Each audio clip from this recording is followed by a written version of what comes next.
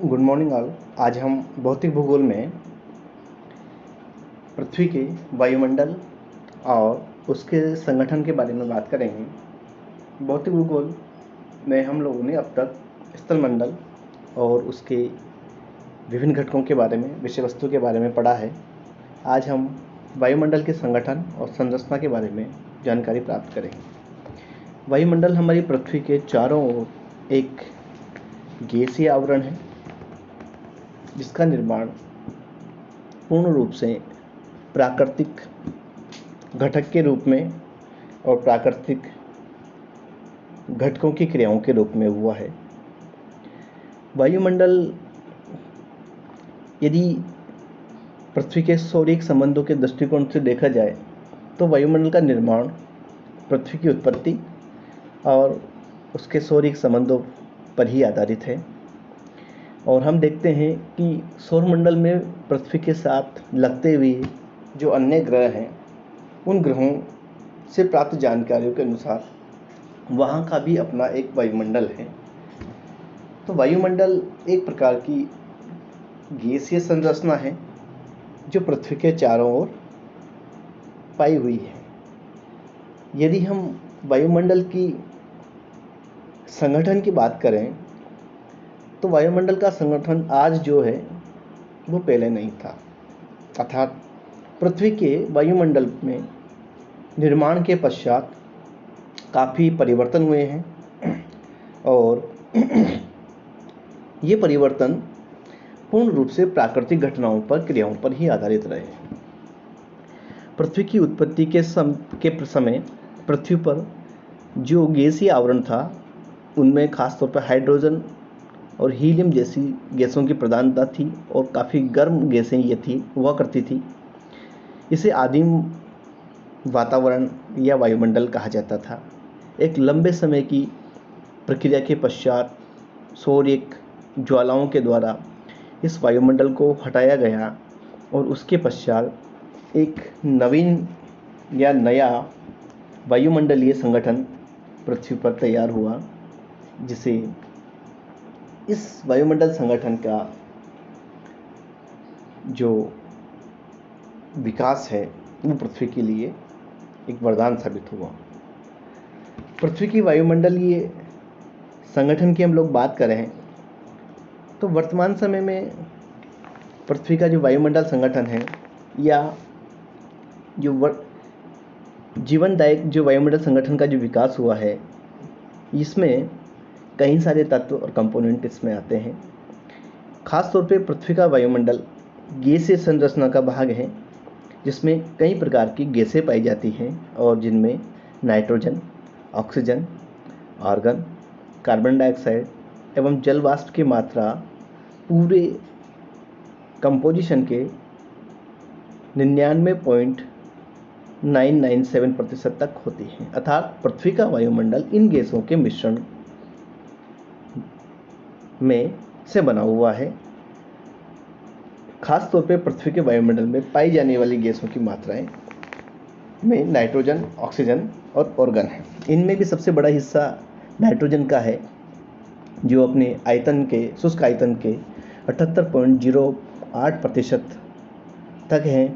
वहीं ऑक्सीजन 20.9494% है। आर्गन 0.93 है। कार्बन डाइऑक्साइड 0.03 हैं, जो काफ़ी परिवर्तनशील हैं, इसमें चेंज होते रहते हैं।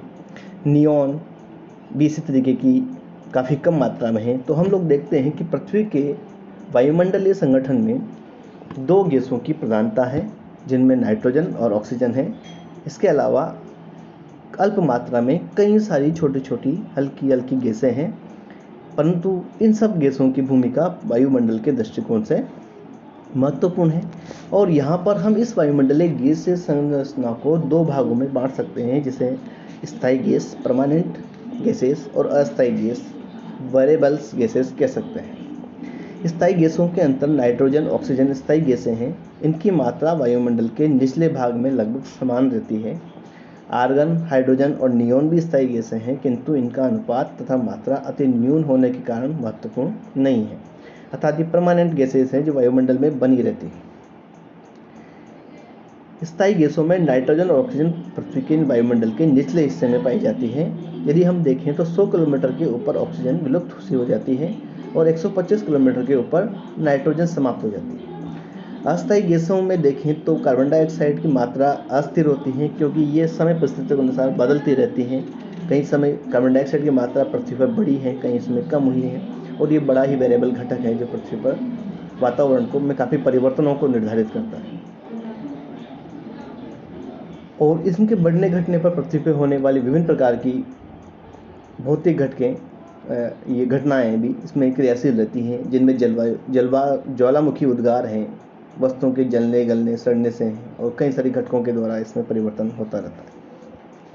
इसके अतिरिक्त वायुमंडल के संगठन की जो दूसरी इकाई है उसे हम लोग जलवाष्प कहते हैं, और ये सबसे अस्थायी गैस है। इसमें बड़ा परिवर्तन होता रहता है, और वायुमंडल में इसकी मात्रा 0 से 4% तक होती हैं, और ये परिवर्तनशील होती हैं।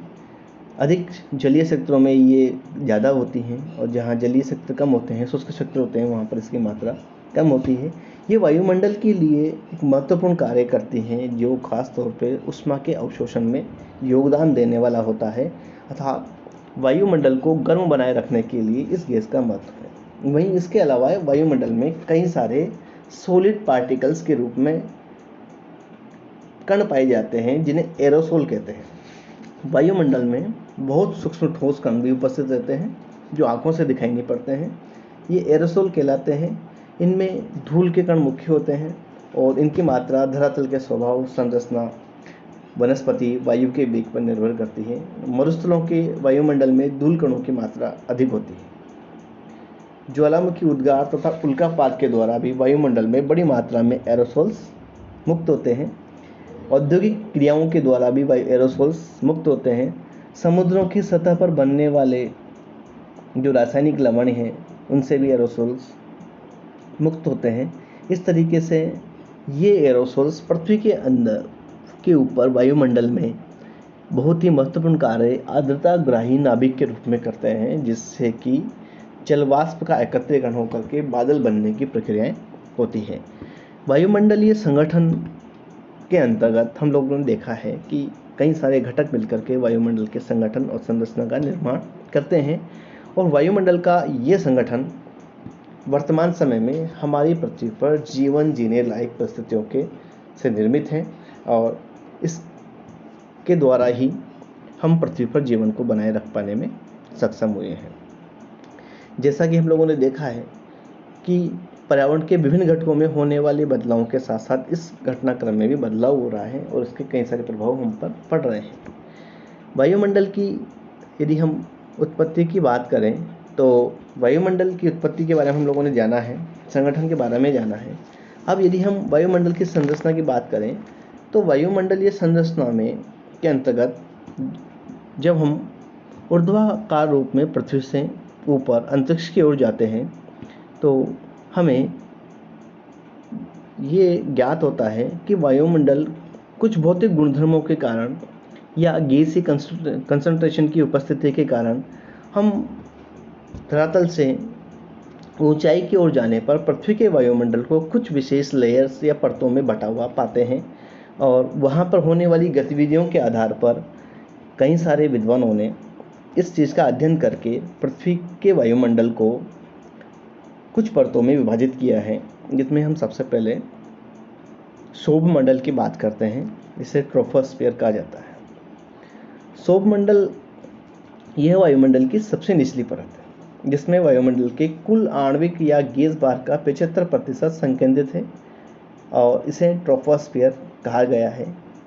इस शब्द को सबसे पहले काम में लिया गया था टेरेंस डी बोट ने।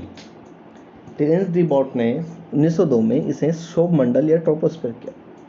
यहाँ पर सौरमंडल या ट्रोपोस्फीयर इसको कहने का जो बड़ा रीज़न है वो ये है कि इसमें विक्षोभ उत्पन्न होते हैं, और विक्षोभों का रीज़न है कि यहाँ पर वायुमंडलीय क्रियाएं, मौसम संबंधी क्रियाएं यहाँ पर घटित होती हैं। इस वजह से इस परत में काफ़ी ज़्यादा अस्थिरता या विक्षोभ बने रहते हैं। वहीं साथ ही साथ धरातल से ऊंचाई की ओर जाने पर इस परत में ताप ह्रास होता है और धीरे धीरे ताप में कमी आती चली जाती है, जिसे नॉर्मल लैप्स रेट या सामान्य ताप पतन दर कहते हैं, जो प्रति 1000 मीटर पर 6.5 डिग्री होती है। और इस ताप पतन दर का प्रभाव यहाँ की विक्षोभ क्रियाओं में काफ़ी ज़्यादा होता है। सौरमंडल वायुमंडल की एक महत्वपूर्ण परत है जो धरातल के निचले भागों में पाई जाती है। हालांकि इसकी ऊंचाई यदि हम लोग देखें तो काफ़ी इसमें परिवर्तन देखने को मिलता है। कर्क और मकर रेखाओं के मध्य ये 15 से 20 किलोमीटर रहती है। वहीं ध्रुवीय प्रदेशों में लगभग 10 किलोमीटर तक इसकी ऊंचाई रहती है, क्योंकि यहाँ पर संवहनी क्रियाओं के प्रभाव से काफ़ी ऊंचाई तक वायुमंडलीय विक्षोभीय प्रभाव देखने को मिलते हैं।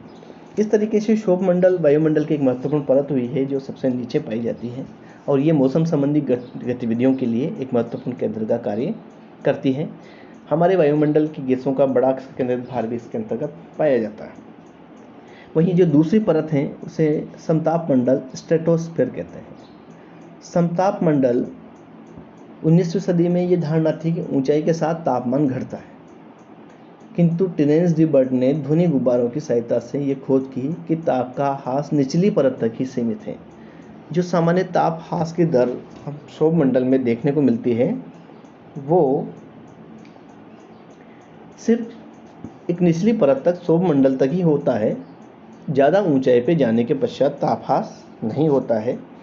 और ये इसके ऊपर का जो भाग है जहाँ पर तापमान लगभग समान बना रहता है, ताप पतन की दर इक्वल से हो जाती है, समान से हो जाती है, तापमान में कोई विशेष परिवर्तन नहीं होते हैं।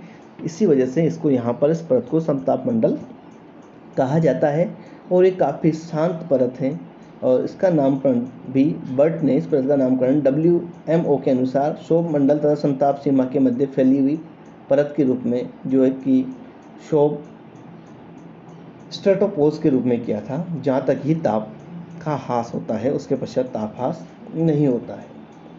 समताप मंडल में सामान्यतः मौसम संबंधी गतिविधियाँ ये प्रभाव देखने को नहीं मिलता है, अतः ये एक शांत परत है। और इस परत की ऊंचाई सामान्यतः 25 किलोमीटर तक 25 से 15 से 30 किलोमीटर के बीच में देखने को मिलती है।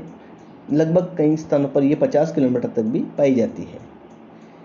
समताप क्षेत्र के अंतर्गत मौसम संबंधी गतिविधियां नहीं होने के कारण यहाँ पर यह परत वायुयानों की उड़ान के लिए काफ़ी अनुकूल है, महत्वपूर्ण है, जहाँ पर वायुयानों की उड़ान के में इस परत का उपयोग किया जाता है। इसी परत का अगला भाग ओजोन मंडल है, और ओजोन मंडल ओजोन गैस की एक परत है जो लगभग समताप मंडल के समकक्ष 15 से 30 किलोमीटर की ऊंचाई के बीच में फैली हुई होती है। और इस क्षेत्र में ओजोन की बहुलता प्राय पाई जाती है। ओजोन एक गर्म परत है, गर्म गैस है, जो सूर्य से आने वाली पराबैंगनी किरणों का अवशोषण करती है और उन्हें पृथ्वी तक नहीं आने देती है। तो पृथ्वी के लिए रक्षा कवच का कार्य ये गैस या ये परत करती है जो वायुमंडल में फैली हुई है। इसे पृथ्वी का रक्षा कवच भी कहा जाता है। वहीं इससे अगली परत मध्य मंडल या मेसोस्फीयर है, जो समताप मंडल के ऊपर 80 किलोमीटर तक निरंतर ताप गिरता है। यहाँ से फिर वापस तापमान गिरना शुरू होता है। इसे मध्य मंडल कहा जाता है तथा -80 डिग्री तक चला जाता है ताप गिरकर। इसके आगे पुनः ताप में वृद्धि होती है और 20 से 80 किलोमीटर के मध्य इस परत का विस्तार पाया जाता है। और मध्य मंडल में खास तौर पे यहाँ पर जो निशादीप्त मेघ है, न्यूक्लियस क्लाउड्स यहाँ पर देखे जाते हैं।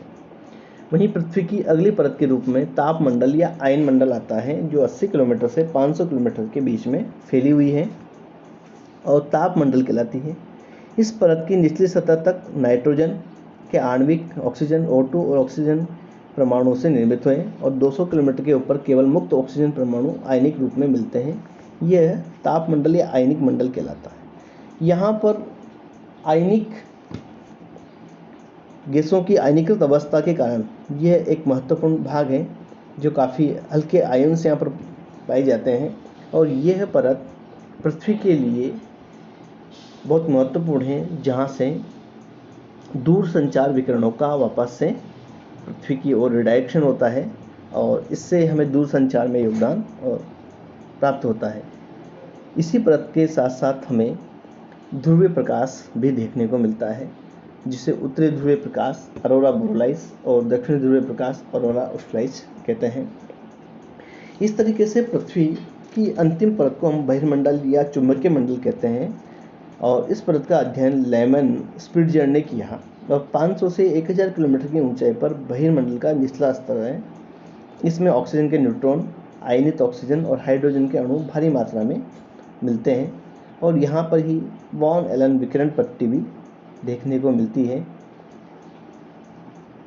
इस तरीके से पृथ्वी के वायुमंडल की ऊर्ध्वाधर जो संरचना है वो कई परतों में विभाजित है और ये परतें अपने भौतिक गुणधर्मों के कारण अलग अलग रूप का प्रदर्शन, अलग अलग कार्यों का प्रदर्शन करती है।